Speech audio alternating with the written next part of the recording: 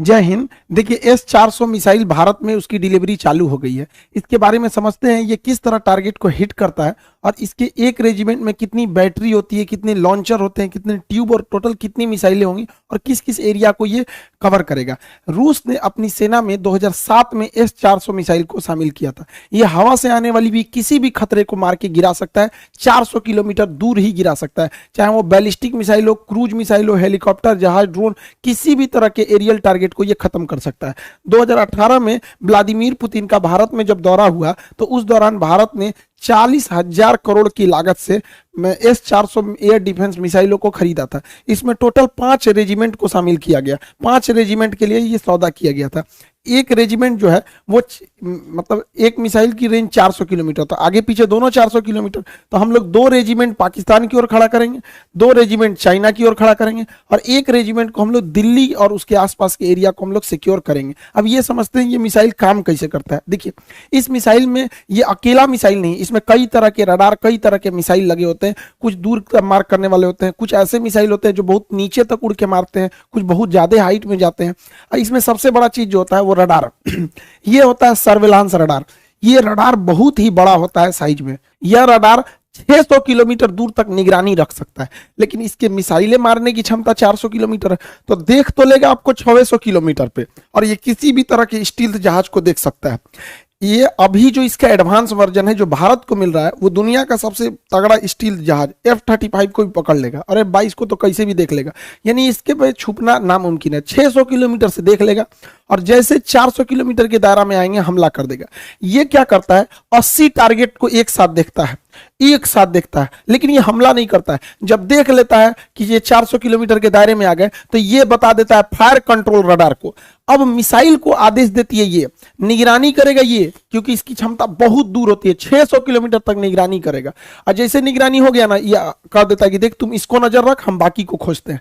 तो ये स्वतंत्र है और फायर कंट्रोल के लिए ये रडार होता है और यही आदेश देता है मिसाइल को जाके मारने के लिए। जैसे ये जहाज आ रही है, यहाँ पे मिसाइल आ रही है, यहाँ ड्रोन आ रहा है, तो क्या करेगा, सबसे पहले ये रडार पकड़ लेगा सबको और ये बताएगा फायर कंट्रोल रडार को, और फायर कंट्रोल रडार सब पे नजर रख लेगा।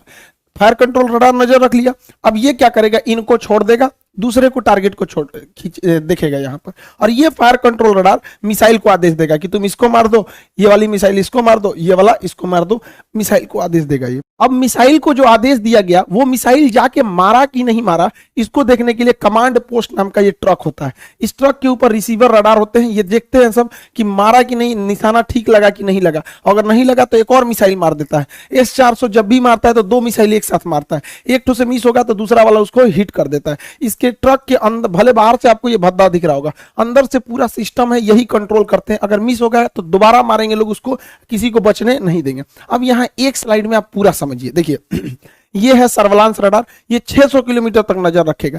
जैसे टारगेट में आएंगे ये क्या करेगा, ये इसके अंदर बैठे लोग तुरंत इसको कमांड पोस्ट को इसको दे देंगे फायर कंट्रोल वाले को, और ये लग जाएगा अब नए जहाज, नए ड्रोन को ढूंढने में, क्योंकि इसने हैंड ओवर इसको कर दिया। ये आदेश देगा मिसाइल को कि जाके मार दो, मिसाइल जाके इसे मारो। मिसाइल 2-2 निकलती है, क्योंकि एक अगर छूट गया तो दूसरा जाके मारेगा। अब इससे बचना नामुमकिन है। क्यों?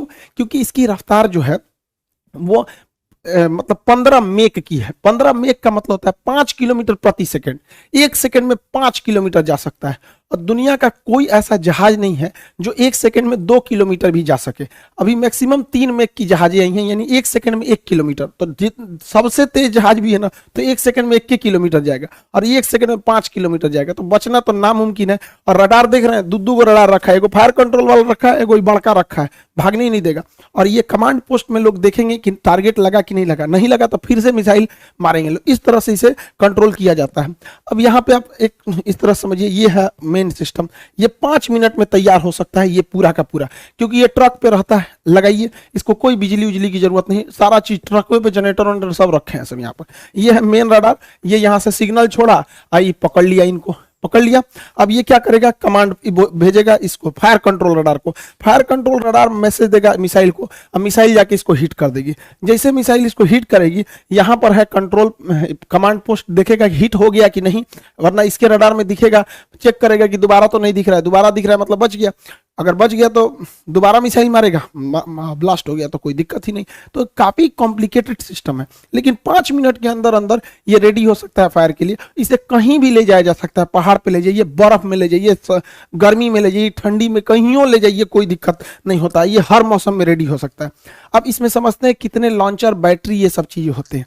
देखिए इस ट्रक को कहते हैं लॉन्चर, जो ट्रक दिख रहा है लॉन्चर। हर एक लॉन्चर 4 मिसाइल ट्यूब को कैरी करता है। ये जो ट्यूब की तरह दिख रहा है इसे कैनिस्टर बोलते हैं।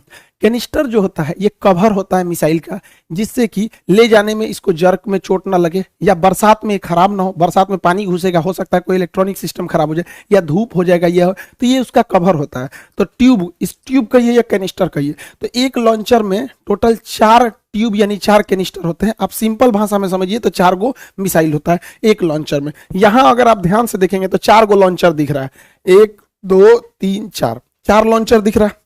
अब बात समझिए ध्यान से, 4 लॉन्चर मिलाकर, जब कभी भी 4 लॉन्चर मिला दिया जाता है, 1 2 3 4 लॉन्चर मिला देते हैं तो उसे बैटरी कहते हैं। ये टेक्निकल चीजें होती हैं आर्टिलरी की, ध्यान समझिएगा। एक बैटरी में 4 लॉन्चर हो गए, सब संख्या तो ऐसे ही बढ़ गई। अब आपसे हम पूछते हैं, ध्यान से देखिए, यहां 4 लॉन्चर है तो ये भी एक बैटरी, यहां भी 4 लॉन्चर है तो ये भी एक बैटरी। टोटल आपको कितनी बैटरी दिखाई दी? अब दिख गई 2 बैटरी दिख गई। कितनी बैटरी? 2 बैटरी।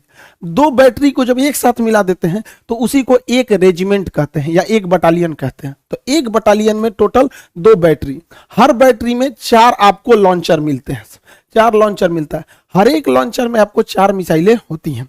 अब इसको आप कंफ्यूज हो गए होंगे, इसको अच्छे से इत्मीनान से समझिए। यहाँ पे जो एक रेजिमेंट होता है, एक रेजिमेंट में 2 बैटरी होती है, हर बैटरी में 4 लॉन्चर होता है और हर लॉन्चर के अंदर 4 मिसाइलें होती हैं। एक रेजिमेंट 2 बैटरी, हर बैटरी में 4 लॉन्चर और हर एक लॉन्चर में 4 मिसाइलें होती हैं। यानी ओवरऑल हमको मतलब है मिसाइलों से कि एक रेजिमेंट में कितनी मिसाइल होगी। तो चलिए हम लोग मिसाइल निकालते हैं।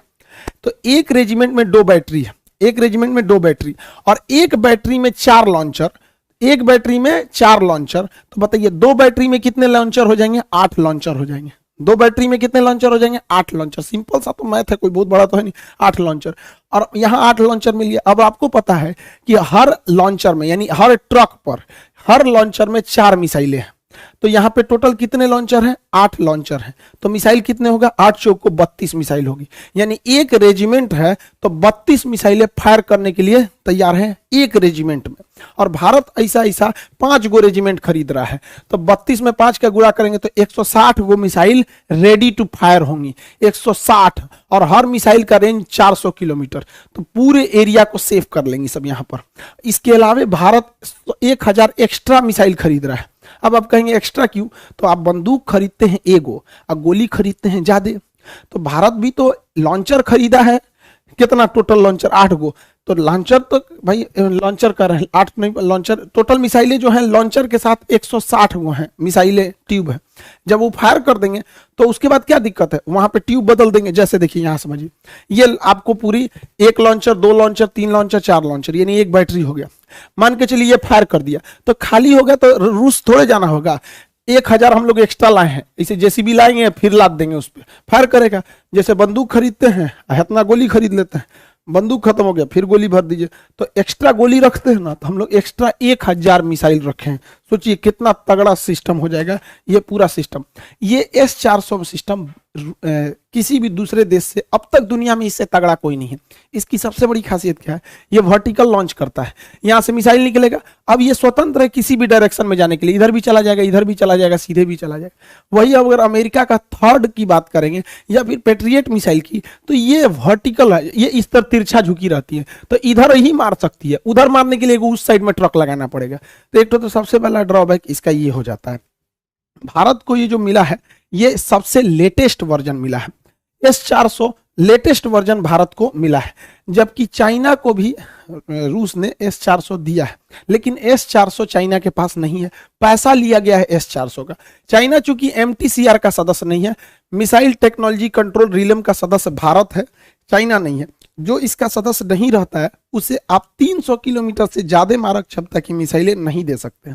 तो रूस जो उसे S-400 दिया है, तो पैसा लिया है S-400 का, अब मिसाइल दिया है S-300 ही मिसाइल दिया, तो उसकी मिसाइलों की क्षमता 300 किलोमीटर है, हम लोग की मिसाइलों की क्षमता 400 किलोमीटर, क्योंकि हम लोग जो है MTCR के हैं। दूसरा, उसका 2010 वाला मॉडल है, हम लोग का 2021 वाला 20 वाला मॉडल है, एकदम लेटेस्ट।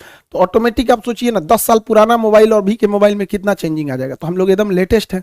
और रूस अपने लिए बनाया है S-500, तो S-500 को शामिल होते होते 2030 आ जाएगा। तो उतना देर तक वेट तो कोई करेगा नहीं, इसकी मारक क्षमता और खतरनाक हो जाएगी। तो हम लोग अभी एकदम लेटेस्ट वर्जन पर चल रहे हैं लोग। अब समझते हैं ध्यान से आगे से। भारत, ये S-400 है, ये लॉन्ग रेंज वाला है। भारत की प्लानिंग क्या है कि हमें छोटे ड्रोन से बचने के लिए आयरन डोम टाइप का रॉकेट चाहिए। ये सस्ते होते हैं, धड़ाक से मार के गिरा देते हैं, छोटे ड्रोन वगैरह के लिए। और मीडियम दूरी के लिए हमारा आकाश है ही है।